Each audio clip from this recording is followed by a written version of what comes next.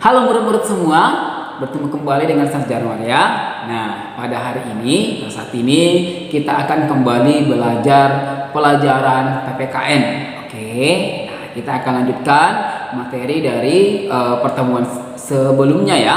Oke, kita akan lanjutkan materi pertemuan sebelumnya. Nah, saya ingatkan lagi untuk murid-murid yang belum mengumpulkan tugasnya, mohon segera dikerjakan dan dikumpulkan tugasnya. Jangan sampai terlambat dikumpulkan karena akan berpengaruh terhadap nilai kamu. Oke.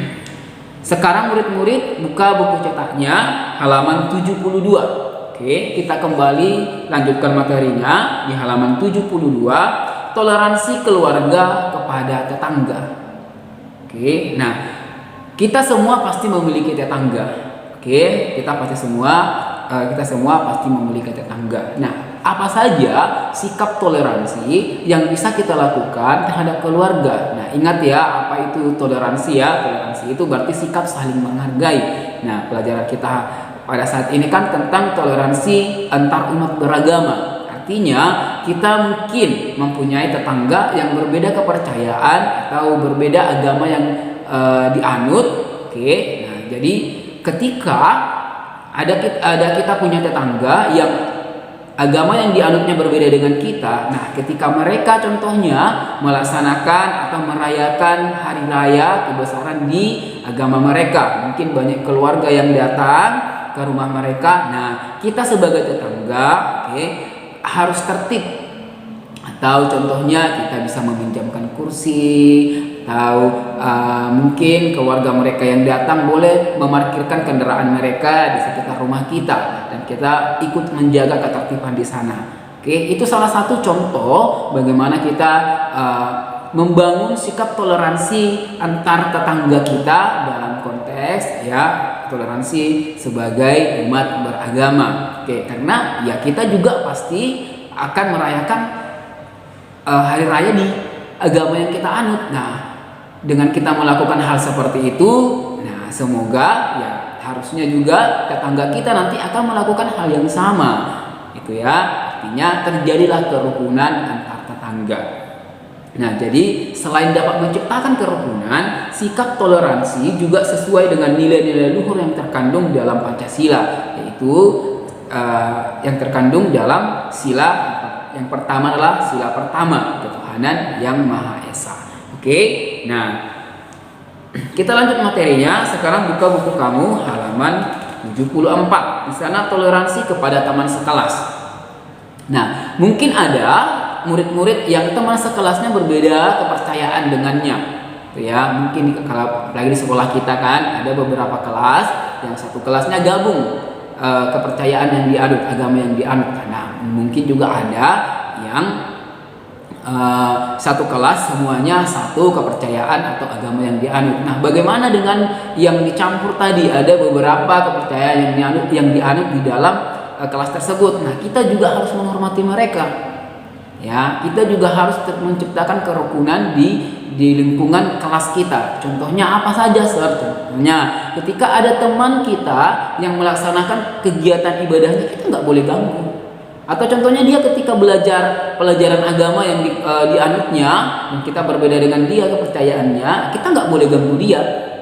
Ya, kita harus mempersilahkan dia dan tidak membuat keributan ketika dia menunaikan ibadah yang dipercayainya atau agama yang dianutnya. Contohnya yang paling sering kan ketika kita punya teman sekelas yang beragama Muslim dan ketika hari puasa mereka puasa. Nah, apa yang kita lakukan? Mungkin kita tidak melakukan puasa, kita bisa makan atau bisa minum. Nah, bagaimana? Apakah kita bisa minum di depannya atau bahkan mengejek-ejeknya dengan makan minuman? Ya, itu nggak boleh. Itu nggak membentuk sikap toleransi.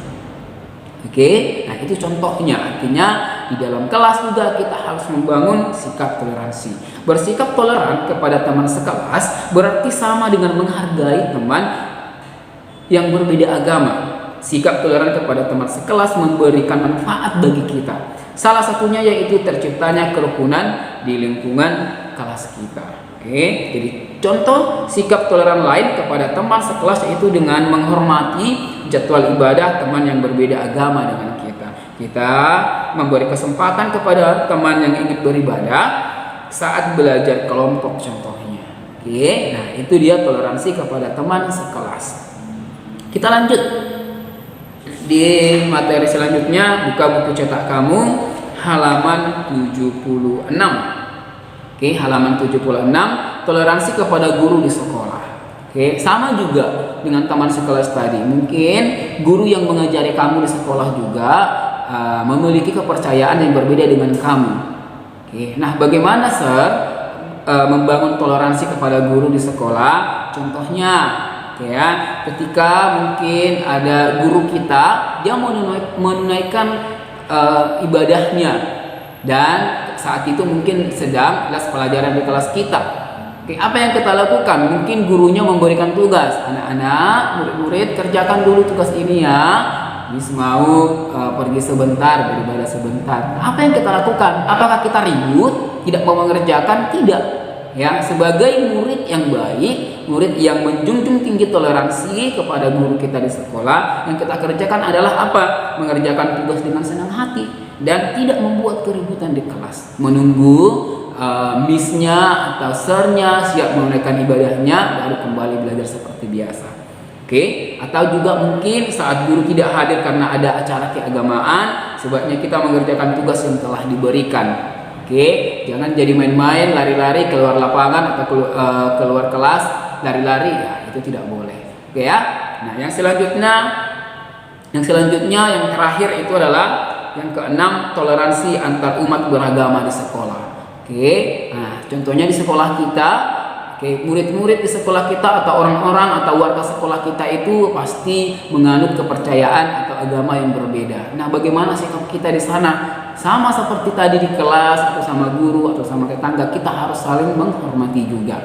Contohnya ketika mungkin ada upacara, oke, kita upacara, ada setiap upacara itu pasti ada bagian mengheningkan cipta. Kita berdoa, oke, setiap murid itu berdoa sesuai dengan agama dan kepercayaannya masing-masing.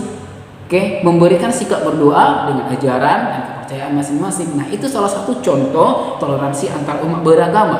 Contohnya mungkin warga sekolah lainnya menunaikan ibadahnya, sedang beribadah, melaksanakan ibadahnya. Contohnya ya kita ketika mungkin lewat, ketika lewat dari sekitar tempat dia beribadah, ya kita tidak boleh ribut, tidak boleh teriak-teriak, tidak boleh mengganggu. Kita harus tetap menjaga ketertiban sekolah kita dan menjaga toleransi antar umat beragama di sekolah.